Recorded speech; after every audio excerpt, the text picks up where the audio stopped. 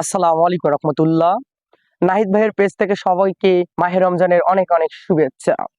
তো কথা বললে অনেক কথাই বলা যায়, তো আমি সংখ্যাটি কিছু বলবো যে মাহে রমজানটা কেন আমাদের জন্য আসলো এবং মাহের রমজানের কাজ করণীয় এবং কি। তার আগে আমি বলি, আমার নাহিদ ভাইকে সবাই লাইক কমেন্ট শেয়ার এবং পাশে থেকে সহযোগিতার হাত বাড়াই দিবেন। ভাই আমার অনেক কষ্ট করে এবং অক্লান্ত পরিশ্রম করে আপনাদের পেজে বিনোদনের ভিডিও দেওয়ার জন্য চেষ্টা করতেছে। আমার ভাইয়ের পাশে থাকবেন এবং ভাইয়ের জন্য দোয়া করবেন। আমাদের ক্যামেরাম্যান এবং ডিরেক্টর এবং পরিচালক সবার প্রতি দোয়া রাখবেন। মাহে রমজান হচ্ছে আমাদের প্রত্যেকটা মুসলিমের একটা গুনাহ মাফ করার বিশেষ একটা মাস।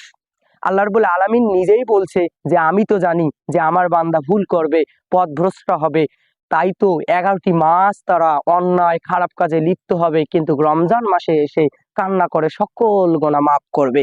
এবং আমাদের নবীকে হযরত মুহাম্মদ সাল্লাল্লাহু আলাইহি সাল্লামকে আল্লাহ রাব্বুল আলামিন সান্ত্বনা দেওয়ার জন্য বলেছে যে বন্ধু তুমি কান্না করিও না, তোমার উম্মতের জন্য আমি লাইয়াতুল কদর দিচ্ছি, আমি তোমার উম্মতের জন্য রমজান দিচ্ছি, আমি তোমার উম্মতের জন্য তারাবি দিচ্ছি।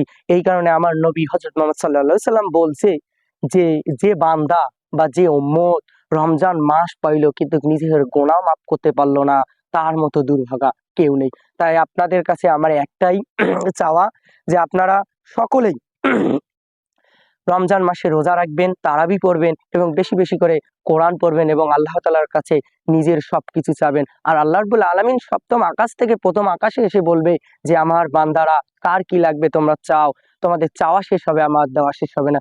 তাই মাহে রমজান উপলক্ষে সবাইকে আমি শুভেচ্ছা জানাচ্ছি এবং রোজা রাখার জন্য সবাইকে আমন্ত্রণ করতেছি। আসসালামু আলাইকুম রহমতুল্লাহ।